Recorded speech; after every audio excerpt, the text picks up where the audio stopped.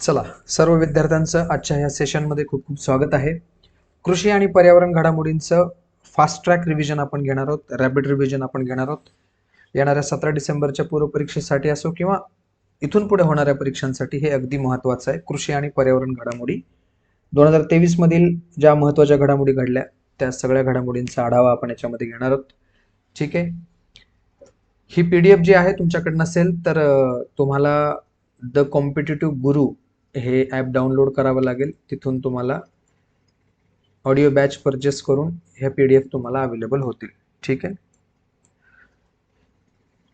बघा, कृषी आणि पर्यावरण घडामोडीमध्ये पहिलीच घटना आहे व्याघ्र गणना 2022चा अहवाल समोर आलेला आहे. व्याघ्र गणना 2022 ज्यामध्ये देशामध्ये एकूण 3682 वाघ असल्याची किंवा नोंद झालेली आहे. 3682 हा आकडा महत्वाचा आहे. यंदाचा जागतिक व्याघ्र दिन हा जिम कार्बेट राष्ट्रीय उद्यान उत्तराखंड जिथे आहे तिथे पार पडला. जिम कार्बेट ओके, उत्तराखंडमध्ये आहे. व्याघ्र गणना जाहीर करणारी संस्था कोणती आहे? भारतीय वन्यजीव संस्था. गणनेची ही 5वी आवृत्ती होती. वाघांची वार्षिक वाढ जर पाहिली तर 6.1 होती. सर्वाधिक वाघांची संख्या मध्य प्रदेशमध्ये आहे 785. यामध्ये महाराष्ट्र 4थ्या क्रमांकावरती आहे वाघाच्या संख्येमध्ये. सर्वाधिक वाघांची संख्या असलेला व्याघ्र प्रकल्प जिम कार्बेट राष्ट्रीय उद्यान उत्तराखंड. पश्चिम घाटात स्थानिक पातळीवर वाघांच्या संख्येमध्ये घट आढळलेली आहे. पश्चिम घाट म्हणजे जो आपला महाराष्ट्र कर्नाटक च्या पश्चिमेला आहे. पश्चिम घाटात स्थानिक पातळीवर वाघांच्या संख्येची घट आहे. जागतिक व्याघ्र दिवस आपण 29 जुलैला साजरा करतो. व्याघ्र प्रकल्पासंदर्भात जर विचार केला तर 1 एप्रिल 1973 रोजी या व्याघ्र प्रकल्पाची सुरुवात झाली. वाघांच्या संवर्धनाला चालना देणे हे त्यामागचा उद्देश होता. आणि ही जी संकल्पना आहे की व्याघ्र प्रकल्प असावा देशामध्ये, तर ते कैलास संकला यांनी ही संकल्पना मांडली. कैलास संकला हे नाव लक्षात ठेवा. वाघांच्या स्थलांतराचा प्रयोग हा महाराष्ट्रामध्ये यशस्वीरित्या पार पडलाय. चंद्रपूरमध्ये वाघांचं स्थलांतर करण्यात आलेलं आहे. भारतात सध्या 54 व्याघ्र प्रकल्प आहेत एकूण. हा आकडा महत्वाचा आहे. आणि जागतिक वाघांच्या संख्येपैकी भारतात 75% वाघ आपल्याला पाहायला मिळतात. ह्या डेटामध्ये हा जो डेटा आहे याच्यामध्ये थोडंफार जर काही चेंजेस असतील ना, खूप जागा आहे इकडे, तुम्ही तिथल्या तिथे नोट डाऊन करू शकता. ठीक आहे. कारण टायपिंग मिस्टेक झालेली असू शकते. खूप घाई गडबडीमध्ये हे टाईप करून दिलेलं आहे माझ्या हँड रिटन नोट्स. बघा, त्यानंतर आहे समुद्रयान मोहीम. स्वदेशी पाणबुडी मत्स्य 6000 जिचं नाव आहे, ही पाणबुडी 3 खलाशांना समुद्रामध्ये 6000 मीटर खोलीपर्यंत घेऊन जाणार आहे. म्हणजे 6 किलोमीटर पर्यंत समुद्रामध्ये घेऊन जाईल. आणि खोल समुद्रातली भारताची अशी पहिलीच मोहीम आहे. यापूर्वी आपण अशी मोहीम ऐकली नव्हती. ही पाणबुडी समुद्रामध्ये 12 ते 16 तास चालू शकते आणि 96 तास ऑक्सिजनचा पुरवठा ह्या 3 खलाशांना करू शकते. मत्स्य 6000 समुद्रयान मोहिमेसाठी ही मत्स्य 6000 नावाची पाणबुडी तयार करण्यात आली आहे. डीप ओशन मिशन हा सरकारचा जो प्रोजेक्ट आहे त्या प्रकल्पाचाच एक भाग आहे समुद्रयान मोहीम. ठीक आहे. मत्स्य 6000 हे लक्षात ठेवा. आणि 3 खलाशांना पाठवणार हे एक लक्षात ठेवा. किती खोलीला? तर हे पाठवणार आहेत 6000 मीटर म्हणजेच 6 किलोमीटर. ओके, चलो. महाराष्ट्राचा राज्य मासा सिल्वर पॉम्पलेट हा महाराष्ट्राचा राज्य मासा म्हणून घोषित करण्यात आलेला आहे. Silver pamphlet. पॉम्पलेट आपल्याला माहिती आहे, काही जणांचं आवडतं खाद्य आहे ते मासा. सिल्वर पॉम्पलेट हा राज्य मासा आहे. हे एवढं जरी पाठ केलं तरी खूप होतं, पण तरी पुढे बघू आपण. मुंबईजवळ सातपाटी किनाऱ्यानजीक हा सर्वाधिक आढळतो. प्रामुख्याने गुजरात आणि महाराष्ट्राच्या किनाऱ्यावर जास्त प्रमाणात आढळतो. पापलेट हे सर्वाधिक निर्यात होणारे पसंतीचं अन्न आहे. आपला आता इतर बघूयात की राज्य प्राणी कोणता आहे आपला? शेकरू आहे. बरोबर. राज्य पक्षी आहे हरियाल. राज्य वृक्ष आहे आंबा. आणि राज्य फूल आहे जारूल. आणि राज्य फुलपाखरू आहे ब्लू मॉर्मन. ठीक आहे. तर हे लक्षात ठेवा. आणि राज्य फुलपाखरू घोषित करणारं महाराष्ट्र हे पहिलं राज्य होतं ज्यांनी राज्य फुलपाखरू घोषित केलं होतं. तर सिल्वर पॉपलेट लेटेस्ट आहे, एवढं लक्षात ठेवा. पॉपलेट लक्षात ठेवा, समजून जाईल. त्यानंतर बघा, वारसा स्थळांचा दर्जा. पश्चिम बंगालमधील शांतिनिकेतन जे आहे त्याला 41वा वारसा स्थळ म्हणून दर्जा मिळालाय. आणि कर्नाटकातलं होयसळ मंदिर जे आहे त्याला 42वा वारसा स्थळ म्हणून दर्जा मिळालाय. सौदी अरेबियातील रियाद या ठिकाणी 45वी बैठक झाली आणि त्या बैठकीमध्ये हा निर्णय घेण्यात आला. जगात एकूण वारसा स्थळ किती आहेत? तर 1172 आहेत. हा आकडा पण माहिती पाहिजे. सर्वाधिक वारसा स्थळे इटलीमध्ये आहेत 58. याच्यावरती पूर्वी MPSC ने प्रश्न विचारलेलाच आहे. ठीक आहे, तर ही जी बातमी आहे ती अतिशय महत्वाची आहे, त्यामुळे थोडंसं याकडे फोकस करा. ओके, चलो.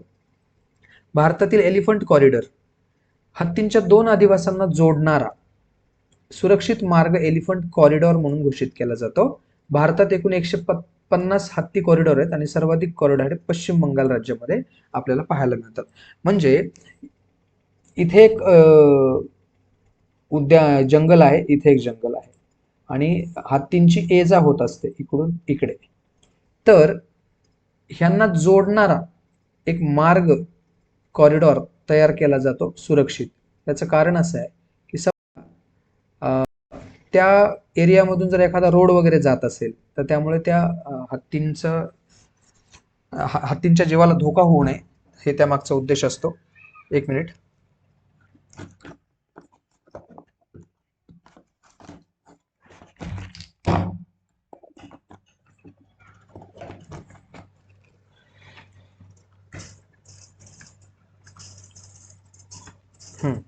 तर त्यासाठी हे कॉरिडॉर उभे केले जातात. असे एकूण 150 हत्ती कॉरिडॉर भारतामध्ये आहेत आणि पश्चिम बंगालमध्ये सर्वाधिक आहेत.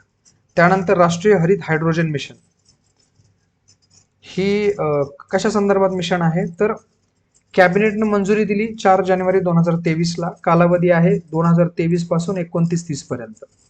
ग्रीन हायड्रोजनचं उत्पादन, वापर आणि निर्यात ह्यासाठी भारताला जागतिक केंद्र बनवायचं आहे, हा उद्देश आहे. ठीक आहे. मोहिमेचं उद्दिष्ट काय? उत्पादन क्षमता प्रतिवर्ष 5 दशलक्ष मेट्रिक टन पर्यंत न्यायची. कशाची? ग्रीन हायड्रोजनची. जीवाश्म इंधनाच्या आयातीत 2030 पर्यंत 1 लाख कोटी रुपयांची घट अपेक्षित आहे. ठीक आहे.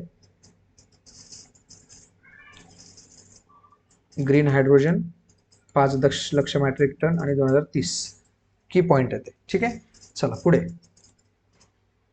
देशातील सर्वात मोठा ग्रीन हायड्रोजन प्रकल्प कुठे आहे? Gopalpur industrial park, Odisha.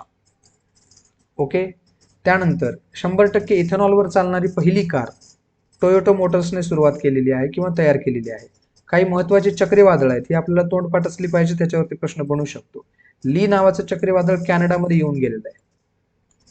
Daniel चक्रीवादळ हे लिबियामध्ये आलं होतं. सावला चक्रीवादळ हे दक्षिण चीनमध्ये. इडालिया चक्रीवादळ हे अमेरिकेतील फ्लोरिडा राज्यामध्ये आलं होतं. हिलरी चक्रीवादळ हे दक्षिण कॅलिफोर्नियामध्ये आढळलं होतं. टायफून जपानमध्ये आणि खानून चक्रीवादळ हे जपानमध्येच आढळलेलं आहे. तर हे काही महत्वाचे आहेत. पुढे पण काही महत्वाचे आहेत, आपण ते कव्हर करणार आहोत. कोणते कोणते बघितले आपण? ली पाहिलं, डॅनियल लिबिया, सावला दक्षिण चीन, इडालिया अमेरिका, हिलरी दक्षिण कॅलिफोर्निया, टायफून जपान, खानून जपान. ओके. त्यानंतर आहे पहिला गिधाड संवर्धन प्रकल्प पिंगोरी गावामध्ये पुणे जिल्ह्यामध्ये उभा केला जातोय, सुरू केला जातोय. कुठे? जेजुरी जवळ, खंडेरायाची जेजुरी. पहिले WHO centre for global traditional medicine कुठे सुरू होतंय? गुजरातमध्ये. हे असंच्या असं वाक्य लक्षात ठेवायचं. हवामान बदल आणि आरोग्य केंद्र कुठे सुरू होतंय? नवी दिल्लीला. देशातील पहिला हायड्रोजन इंजिन प्रकल्प कुठे असणार आहे? जमशेदपूर, झारखंड. Hydrogen engine, Jamshedpur, Jharkhand. देशातील 54वा व्याघ्र प्रकल्प कोणता ठरलेला आहे? ढोलपूर अभयारण्य. कुठे? राजस्थानमध्ये. कितवा आहे? 54वा. ठीक आहे. देशातील पहिलं कृषी डेटा एक्सचेंज हैदराबादमध्ये सुरू होत आहे. गजबंधू योजना ओडिसा राज्याने सुरू केलेली आहे. मानव आणि हत्ती संघर्षात होणारी वाढ टाळण्यासाठी हत्तींना रेडिओ कॉलर बसवले जातील आणि रेडिओ कॉलर बसवल्यानंतर त्या घटनांना ट्रॅक करता येईल. त्यासाठी ओडिशा राज्याने गजबंधू नावाची योजना, गज म्हणजे हत्ती, ठीक आहे, तर गजबंधू नावाची योजना सुरू केलेली आहे. त्यानंतर विरांगणा दुर्गावती व्याघ्र प्रकल्प मध्य प्रदेशमध्ये आहे. मध्य प्रदेशमधलं 7वं व्याघ्र प्रकल्प आहे. 1414 चौरस किलोमीटर क्षेत्रामध्ये पसरलेलं आहे आणि मध्य प्रदेशमध्ये भारतातील वाघांची संख्या सर्वाधिक जास्त आहे. सर्वाधिक व्याघ्र प्रकल्प देखील मध्य प्रदेशमध्ये आहेत आणि टायगर स्टेट म्हणून मध्य प्रदेशला ओळखलं जातं. हे काही महत्वाचे फॅक्ट आहेत, ते तुम्ही लक्षात ठेवा. आणि विरांगणा दुर्गावती व्याघ्र प्रकल्प हा मध्य प्रदेशमध्ये उभा केला जातो, सुरू केला जातो. पहिली हरित हायड्रोजनवर चालणारी बस निर्मिती ही IOC ने सुरू केलेली आहे, इंडियन ऑइल कॉर्पोरेशननी. हरित हायड्रोजनवर चालणारी बस, त्याच्यावरती प्रश्न येऊन गेला. फूड ॲनिमल दर्जा, मिथून म्हणजेच गवा जो आहे त्याला ईशान्य भारतातील फूड ॲनिमल म्हणून दर्जा देण्यात आलेला आहे, FSSAI ने दिलेला आहे. ठीक आहे. किसान ई मित्र चॅटबॉट, किसान सन्मान निधी हा जो केंद्र सरकारचा उपक्रम आहे किंवा योजना आहे, त्याच्यासाठी याची निर्मिती केली गेली. योजनेची कार्यक्षमता आणि सुलभता वाढवण्यासाठी किसान ई मित्र चॅटबॉट. ठीक आहे. ऑपरेशन दोस्त काय आहे, तर तुर्कस्तानमध्ये विनाशकारी भूकंप झाला होता आणि विनाशकारी भूकंपानंतर तुर्कस्तान आणि सिरिया या देशाला मदत करण्यासाठी भारताने ऑपरेशन दोस्त ही मोहीम राबवली होती. ती सिरियल नाही, सिरिया आहे. ठीक आहे. त्यानंतर आंतरराष्ट्रीय भरडधान्य वर्षाच्या निमित्ताने जयपूर येथे कार्यक्रमाचं आयोजन केलं. कोणता कार्यक्रम? Magic millets 2023. भारतात भरडधान्य लागवडीत राजस्थान आघाडीवर आहे. हा फॅक्ट लक्षात ठेवा जिओग्राफीच्या आणि कृषीच्या दृष्टिकोनातून. 41% भरडधान्य उत्पादन राजस्थानमध्ये होतं. राजस्थानमध्ये सर्वाधिक भरडधान्यांचं उत्पादन होतं कारण तिकडे जे मान्सून खूप कमी प्रमाणामध्ये आलं होतं. आणि हा जो कार्यक्रम आहे तो युनिसेफच्या मदतीने राबवण्यात आला होता. कुठे? राजस्थानमध्ये. राजस्थानमध्ये बाजरीचं सर्वात जास्त क्षेत्र तसंच सर्वाधिक उत्पादन देखील आपल्याला पाहायला मिळतं. त्यानंतर बिहारमध्ये गेंडा संवर्धन प्रकल्प. वाल्मिकी राष्ट्रीय उद्यानामध्ये एक शिंगी गेंड्याच्या संवर्धनासाठी हा प्रकल्प सुरू केलाय. कुठे? वाल्मिकी राष्ट्रीय उद्यान.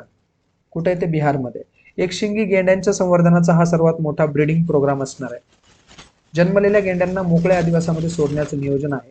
भारतीय गेंडा हा ब्रह्मपुत्रा खोऱ्यामध्ये उत्तर बंगालचा काही भाग आणि नेपाळच्या काही भागामध्ये आपल्याला पाहायला मिळतो. गेंड्यांना 60 सेंटीमीटर पर्यंत वाढू शकणारं एकच काळ्या रंगाचं शिंग असतं, हे आपण पाहिलेलं आहे. IUCN रेड लिस्टमध्ये गेंडा असुरक्षित गटामध्ये मोडतो. ठीक आहे.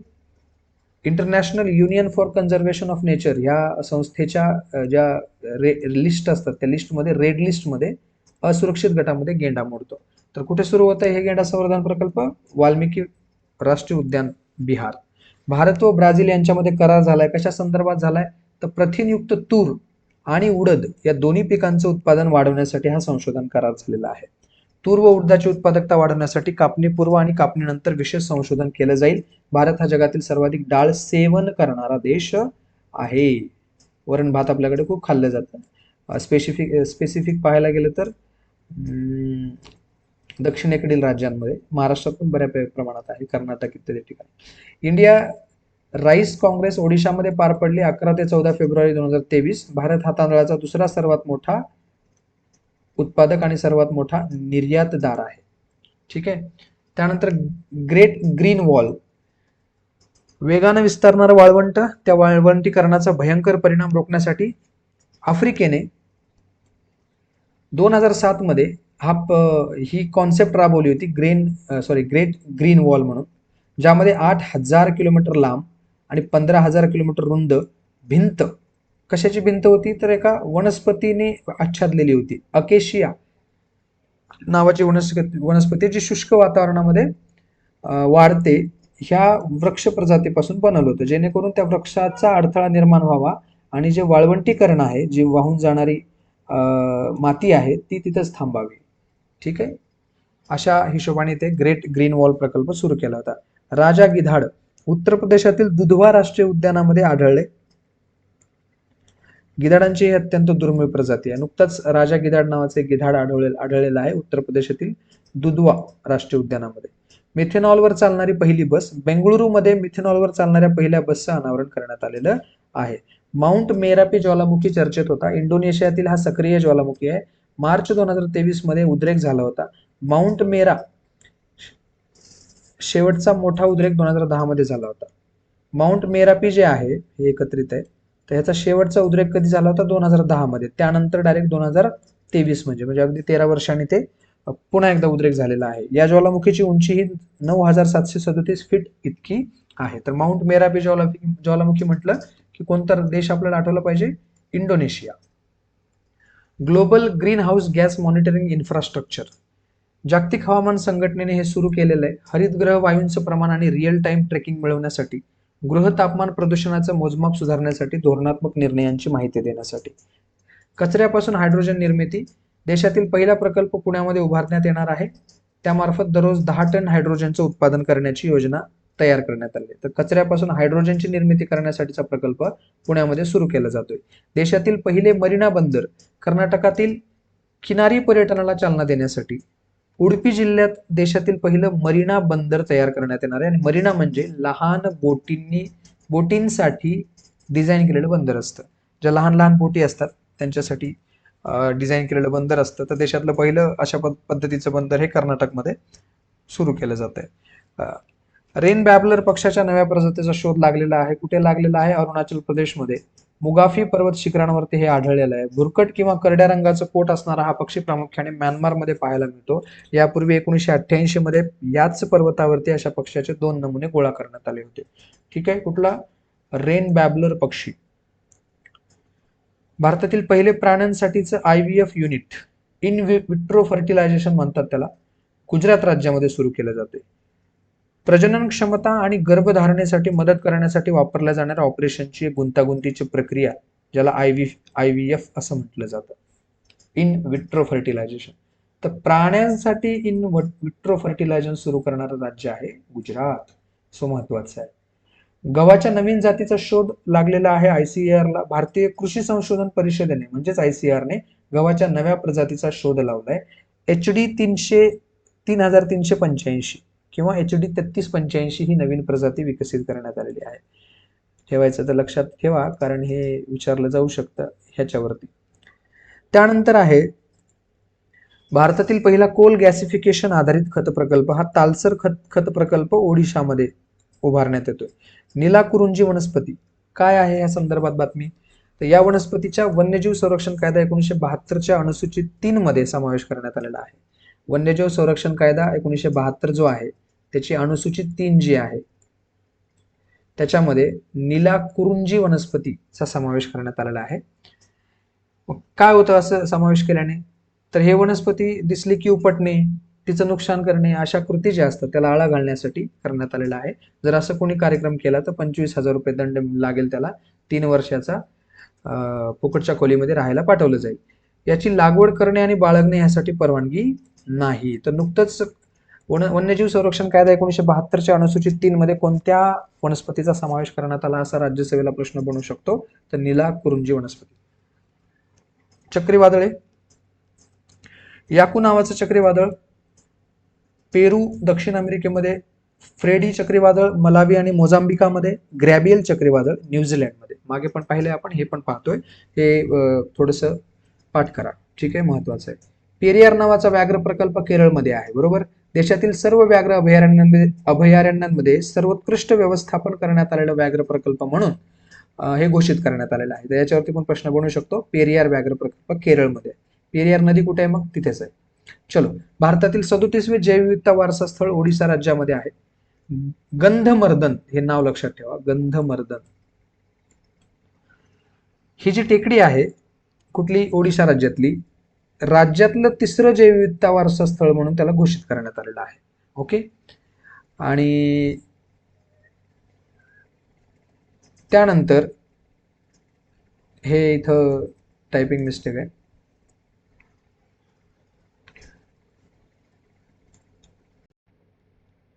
2002च्या जैवविविधता कायद्याच्या कलम 37 अंतर्गत स्थानिक प्रशासकीय संस्थांशी सल्लामसलत करून जैवविविधता वारसा स्थळ अधिसूचित करण्याचा अधिकार राज्य सरकारला आहे. भारतात 70 वर्षानंतर चित्त्यांचा जन्म झालेला आहे. नामिबियातून आणलेल्या चित्त्यांमधील सियाया या मादीने 4 शावकांना जन्म दिला. त्याचा एक अशा, पवन, नभा, ज्वाला ही नावे आहेत. 17 सप्टेंबर 2022 रोजी नामिबियामधून 8 चित्ते भारतात आणले होते आणि कुनो राष्ट्रीय उद्यानात विलगीकरण कक्षामध्ये सोडण्यात आले होते. ठीक आहे, कुनो राष्ट्रीय उद्यान. त्यानंतर बघा अरवली ग्रीन वॉल प्रकल्प. जसा ग्रीन वॉल प्रकल्प आपण आफ्रिकेमध्ये पाहिलाय तसाच ग्रीन वॉल प्रकल्प हा अरवलीमध्ये पण देखील आता सुरू होतोय. दक्षिण आफ्रिकेतील प्रकल्पाच्या धर्तीवरती राजस्थानमध्ये अरवली ग्रीन वॉल प्रकल्प सुरू करण्यात आलाय. गुरुग्राम पासून 13 किलोमीटर अंतरावरती टिकली नावाचं गाव आहे, तिथे हा प्रकल्प सुरू होतोय. वाळवंट आणि जमिनीचा ऱ्हास रोखण्यासाठी उपाययोजना करणे हे पाहिलंय आपण. गुजरात, राजस्थान, हरियाणा आणि दिल्ली या 4ही राज्यांमध्ये ह्या प्रकल्पाची अंमलबजावणी केली जाईल, कारण या 4ही राज्यांचा थोडा थोडा भाग हा राजस्थानच्या वाळवंटामध्ये येतो. पशुसंवर्धन सांख्यिकी अहवाल 2022. अहवालानुसार 2021-22 मध्ये भारतातील एकूण दुधाचं उत्पादन हे 221.6 दशलक्ष टन पर्यंत पोहोचलेलं आहे. भारत हा जगातील सर्वात मोठा दूध उत्पादक देश ठरलाय. दुधाचे उत्पादन भारतामध्ये सर्वात जास्त होते. राजस्थान दूध उत्पादनात प्रथम राज्य. इथे पण काहीतरी मिस्टेक आहे. ठीक आहे, पुस्तकातून हे करेक्ट करून घ्या. आंध्र प्रदेश अंडी उत्पादनामध्ये प्रथम आहे. ठीक आहे.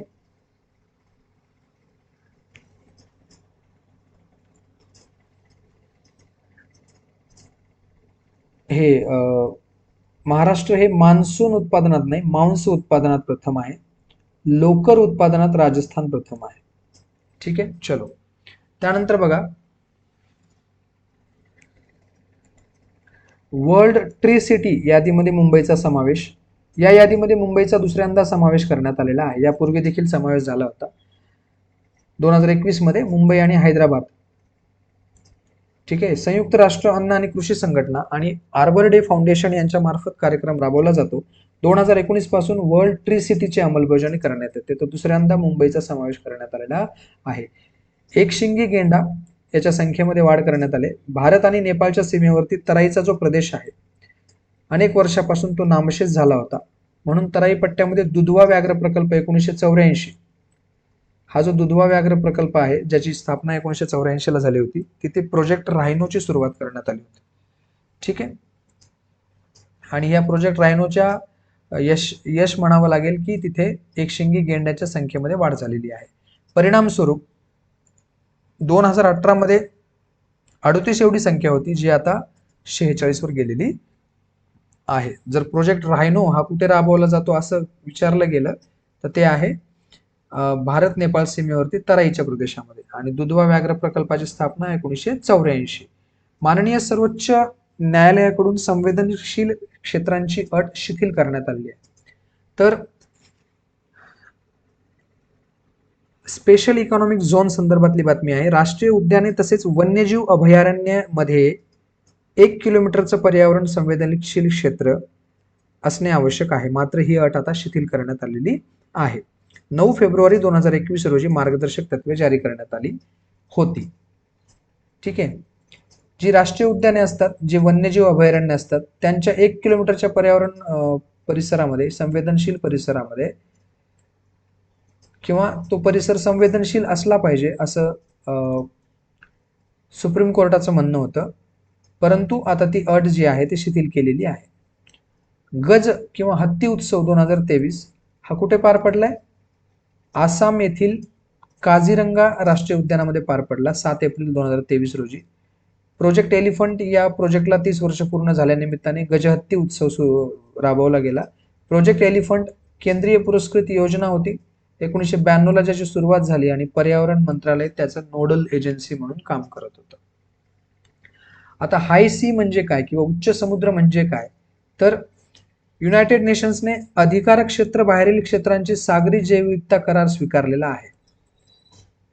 कोणत्याही राष्ट्राच्या अधिकार क्षेत्राबाहेरील आंतरराष्ट्रीय पाण्याच्या जैवविविधतेवर लक्ष केंद्रित करणारा हा पहिलाच करार आहे. म्हणजे एखाद्या देशाच्या सागरी सीमेपासून 200 नॉटिकल मैलापर्यंतचा जो भाग असतो, हे थोडंसं माझ्याकडे पेन नाही, मी माऊसनी करतोय, त्यामुळे 200 नॉटिकल मैलाचा जो भाग असतो तो त्या देशाच्या आर्थिक प्रक्षेत्रामध्ये येतो.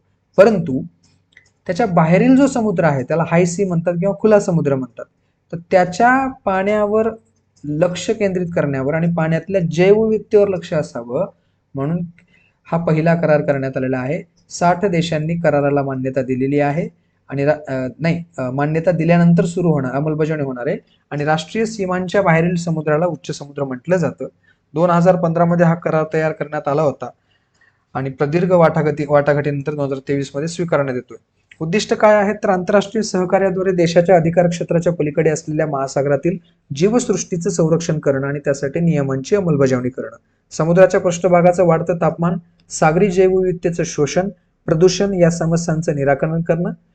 हाय सी म्हणजे काय? तर 1958च्या Geneva convention of the high seas नुसार देशाच्या विशिष्ट आर्थिक क्षेत्राच्या पलीकडील क्षेत्र, ज्याला 200 नॉटिकल मैला पलीकडचं क्षेत्र असं देखील म्हटलं जातं. ओके. त्यानंतर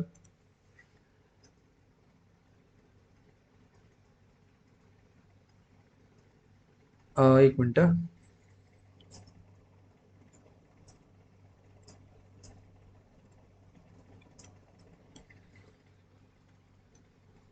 हे थोडंसं करेक्ट करून घ्या पुस्तकातून. मला एक्झॅक्टली आठवत नाही तर नेमकं काय होतं. ठीक आहे. पीटर्सबर्ग हवामान संवाद 2 ते 3 मे 2023 बर्लिनमध्ये याचं आयोजन करण्यात आलं होतं आणि जर्मनी आणि संयुक्त अरब अमिराती या 2 देशांनी मिळून ते केलं होतं. कुठलं? पीटर्सबर्ग हवामान संवाद. Net zero innovation virtual centre Bharat आणि UK यांनी हवामान बदल आणि पर्यावरण लक्ष्यांना संबोधित करण्याच्या उद्देशाने स्थापन केलेलं आहे. मोखा नावाचं चक्रीवादळ दक्षिण पूर्व बंगालच्या उपसागरामध्ये येऊन गेलंय. तांबड्या समुद्राच्या किनाऱ्यावरती वसलेल्या आणि 500 वर्षापूर्वी जगाला कॉफीची ओळख करून देणाऱ्या मोखा शहरावरून येमेन या देशाने हे मोखा चक्रीवादळाला मोखा हे नाव दिलेलं आहे. ठीक आहे. तर कुठे? दक्षिण पूर्व बंगालचा उपसागर. त्यानंतर जगातील सर्वात प्रदूषित शहर नेपाळची राजधानी काठमांडू, याच्यावरती प्रश्न बनू शकतो. त्यानंतर आशियाई सिंहांसाठी दुसरं निवासस्थान. गुजरात सरकारने बर्दा वन्यजीव अभयारण्यामध्ये आशियाई सिंहांसाठी निवासस्थान उभं केलेलं आहे. तर आशियाई सिंहासाठी बर्दा वन्यजीव अभयारण्य गुजरात, हे लक्षात ठेवा. त्यानंतर मत्स्य उत्पादनात भारत 3ऱ्या क्रमांकावरती आहे. ओके. मत्स्य उत्पादनामध्ये भारत 3ऱ्या क्रमांकावरती. उत्पादनामध्ये आकडेवारीनुसार भारत हा 3रा सर्वात मोठा मासळी उत्पादक देश ठरलाय. जागतिक मत्स्य उत्पादनामध्ये भारताचं प्रमाण हे 8% आहे. आशियाई राजा गिधाडांसाठी पहिलं संवर्धन केंद्र. जगातलं पहिलं संवर्धन केंद्र हे उत्तर प्रदेशमध्ये महाराजागंज जिल्ह्यामध्ये उभं केलं जाणार आहे. कशासाठी? आशियाई राजा गिधाडांसाठीचं पहिलं संवर्धन क्षेत्र. त्यानंतर जटायू संवर्धन आणि प्रजनन केंद्र असं त्याचं नाव देण्यात आलेलं आहे. कासवांना कायदेशीर हक्क देणारा देश कोणता? पनामा. यावर प्रश्न येऊ शकतो. धान्य उत्पादनात जगात भारताचा 5वा क्रमांक लागतो. आंध्र प्रदेशातील अराकू व्हॅली कॉफीला सेंद्रिय प्रमाणपत्र मिळालेलं आहे. शाश्वत जमीन व्यवस्थापन वरील उत्कृष्टता केंद्र उत्तराखंड, हे महत्वाचं आहे. त्यानंतर पहिली हायड्रोजन ट्रेन जी आहे ते हरियाणामधील जिंद जिल्ह्यातून 2024 मध्ये धावणे अपेक्षित आहे. त्याच्यावरती काम सुरू आहे. जम्मू काश्मीरचे राज्य फुलपाखरू फार महत्वाचं आहे, ब्ल्यू पॅन्झी, हायलाइट करून ठेवा. भारतातील एअर प्युरिफायर युक्त बस कोलकाता पश्चिम बंगालमध्ये सुरू झालेली आहे. भारतीय कृषी संशोधन परिषदेच्या अमेझॉन किसान सोबत करार झालेला आहे. भारतीय कृषी संशोधन परिषदेचा अमेझॉन किसान सोबत करार झालेला आहे. तर ICAR चा करार कोणत्या संस्थेसोबत झालाय किंवा कंपनीसोबत झालाय म्हणलं तर हे अमेझॉन किसान. देशातील पहिले कार्बन न्यूट्रल गाव फार महत्वाचं आहे. ठाणे जिल्ह्यातील भिवंडी तालुक्यात सुरू केलं जाणार आहे किंवा उभारलं जाणार आहे. महाराष्ट्रात सिल्लोड तालुक्यामध्ये मका संशोधन केंद्र उभारण्याची तरतूद करण्यात आलेली आहे. कुठे? सिल्लोड तालुक्यामध्ये. इंदोर महानगरपालिका प्रतिबंधित एकल व्यापार प्लास्टिक वस्तूंच्या पुनर्वापरासाठी विस्तारित उत्पादक जबाबदारी क्रेडिट प्राप्त करणारी देशातली पहिली शहरी संस्था ठरलेली आहे इंदोर महानगरपालिका. हरित हायड्रोजन धोरण जाहीर करणारं देशातलं पहिलं राज्य, व्हेरी व्हेरी इम्पॉर्टंट, महाराष्ट्र. आता काही महत्वाची चक्रीवादळे आहेत ज्यामध्ये टायफून चक्रीवादळ, टायफून तलीम चक्रीवादळ दक्षिण चीन आणि व्हिएतनाम, मवार नावाचं चक्रीवादळ जपानमध्ये, मोखा चक्रीवादळ म्यानमारमध्ये, बिपरजॉय मध्यम पूर्व अरबी समुद्रामध्ये. बिपरजॉयवरती प्रश्न येऊन गेलेला आहे, हे पाठच करा बरं का. आणि ऑपरेशन करुणा मोखा चक्रीवादळामुळे उद्ध्वस्त झालेल्या म्यानमारला मदत करण्यासाठी भारताची मोहीम आहे, फार महत्वाची आहे, हे पण पाठ करून ठेवा. चला, नवीन विद्यार्थी असतील त्यांच्यासाठी थोडंसं प्रमोशन. चालू घडामोडी ही आपली ऑडिओ बॅच आहे ज्यामध्ये तुम्हाला ह्या नोट्स मिळतील. ह्या नोट्स तुम्ही तिथून परचेस करू शकता. ऑडिओ 60-65 प्लस ऑडिओ आहेत आणि नोट्स पण अवेलेबल आहेत. द कॉम्पिटेटिव्ह गुरु नावाचा ॲप तुम्ही डाउनलोड करा, तिथे तुम्हाला डेमो ऑडिओ आणि डेमो नोट्स देखील पाहायला मिळतील. काही प्रॉब्लेम असेल तर या नंबरवरती मला किंवा काही इन्क्वायरी असेल तर करू शकता. चला, आता भेटूयात पुढच्या लेक्चरमध्ये. तोपर्यंत रिव्हिजन करत राहा. Thank you so much.